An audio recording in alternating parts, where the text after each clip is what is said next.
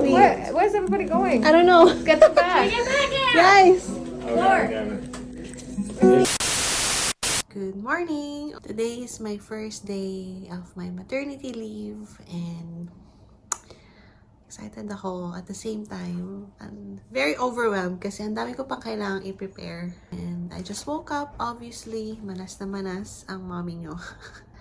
I'm very thankful na natapos ko yung trabaho ko. Grabe kahapon, talagang hingal na ako. And buti na lang hindi ako nag-call in sick kasi sayang din naman, 'di ba? At least nakapaglakad pa ako sa trabaho. Hirap na akong tumayo. Ano pa ba? Mabilis na akong mapagod. Bigat na ako sa sarili ko. And I have carpal tunnel syndrome. So sobrang sakit ng mga wrist ko.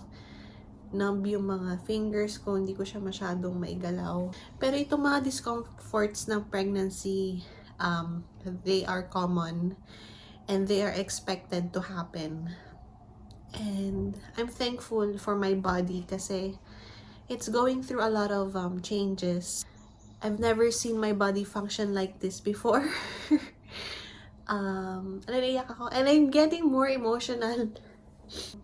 I can't believe na malapit nang matapos yung pregnancy. Ang masasabi ko lang na enjoy ko yung whole journey ko. Sobrang sinuportahan ako ng asawa ko, ng family ko. And at the same time, I've never been kinder to myself. Kasi I didn't let my thoughts overwhelm me. Or mga negative thoughts, ganyan. Because I wanted to focus on my well-being. Kasi whatever affects me affects the baby, diba? Thank you for watching this. Dami ko pa kailangan gawin. Sobrang excited ako. I have lots of time to prepare our bedside nursery, our hospital bag. Not just for me, but for the baby and for daddy. And yun lang.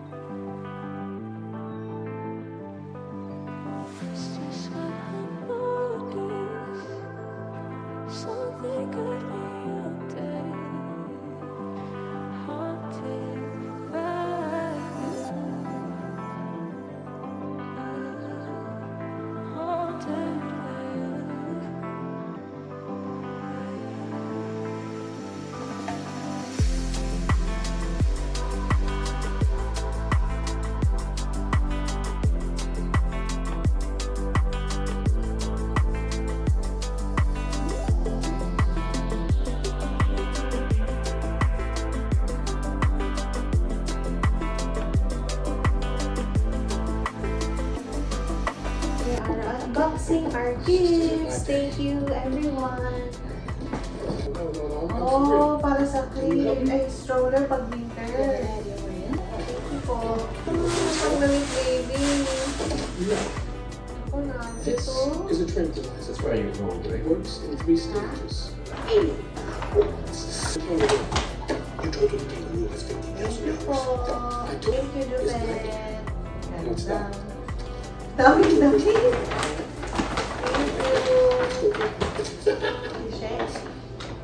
Verde na. Verde. Grabe. More. It's personal. Grabe.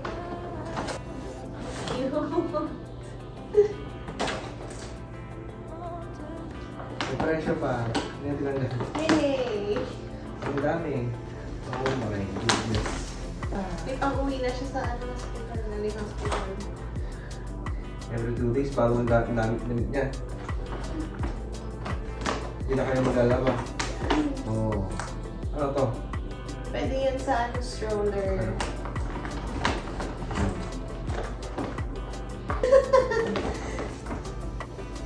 Ay! Ang cute! Ito, set na sinagit. Ito galing din na, din Antiflora. Ng oil. Ano to? Oh, tawad ulit. Ang Justin. Ay, alam mo na ako. Yung Maricon. Shape pa lang eh. Nice. Bango. Ang mo. Gerald and Steph, sweet wishes to you and your precious new baby. Congratulations from Ate Zyla. Wow, Amazon gift card. Thank you, Ate. Bet you'll enjoy every precious moment with your new song. Happy baby shower. Thank you, Ate Mercy. Ang cute na siya. Another card. Summer. Brian and Rowena. Ay, wow. Pag newborn, mabilis lumaki. Oh. Ano ba ang pangalan? Ay, ito. Carla. Thank you, Tita Carla. Ang number 1 advice sa akin ni Brian, ano daw, ito dapat ang isa sa mga essentials pagka magkaka-baby ka. Nasal aspirator. Ano yung bassinet? Ha? Bassinet. Really? Thank you, Ate Annie. Pero kasi ito, pwede mo dalhin kahit saan. Ano nang balot nila dun ah? Parang ayoko sirain.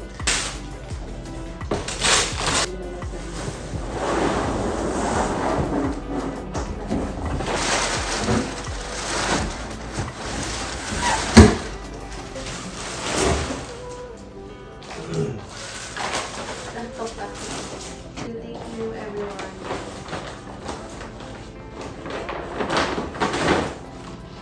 Sorry, wala nang energy. Thank you from our baby nugget who's kicking and moving and swimming right now. Siguro nararamdaman niya yung happiness din namin. Sa mga nagbigay ng mga gifts. And kahit walang gifts, sobrang thankful pa rin kami.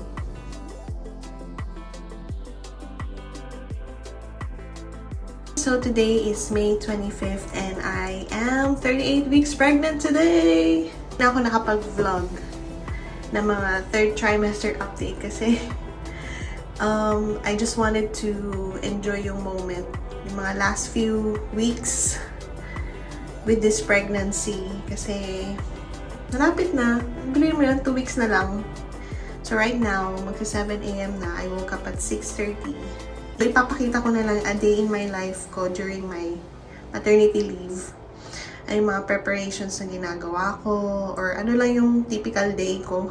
I don't know if you care but ito na lang ang content ko today. So, nakikita nyo, manas na. Tapos ko na i-prepare yung lunch ng asawa ko. Today, ay maglalaba ako ng mga sheets. And then, may isa akong appointment today. Ano pa ba? And then, I'm gonna go to my parents' house. And, yeah, join me today. Yeah. Here's the bump. 38 weeks! My God! Parang kailan lang. Sobrang emotional. Kasi 2 weeks na lang, makikita ka na namin. Unless gusto mo nang lumabas ng maaga, diba? And, ayun.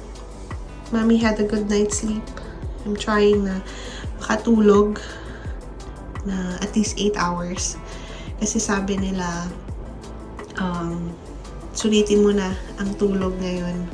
Which is so far nasusulit ko naman. And I'm taking naps in the afternoon. So, ayun.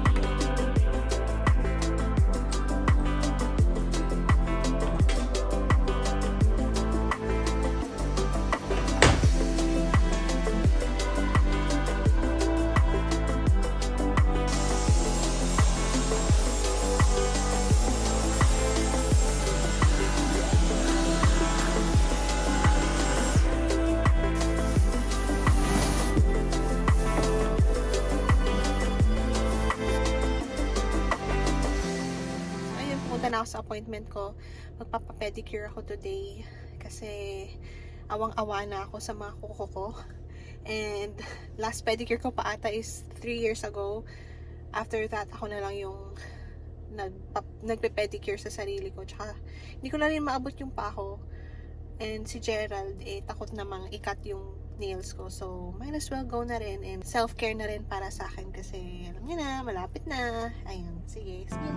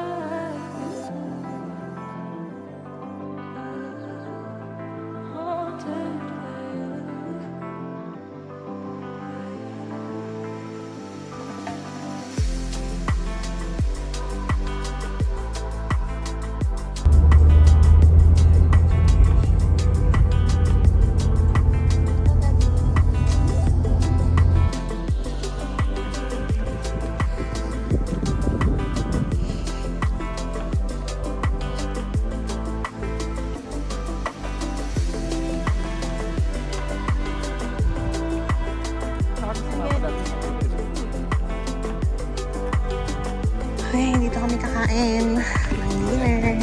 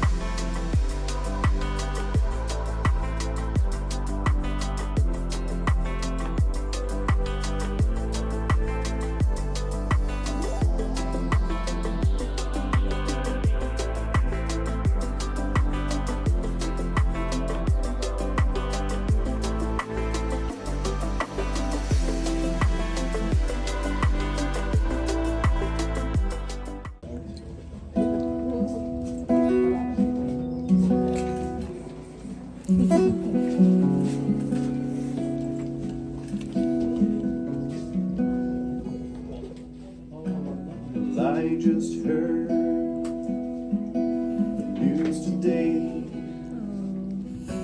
It seems my life is gonna change. I close my eyes, begin to pray. Tears of joy stream down my face with arms wide open.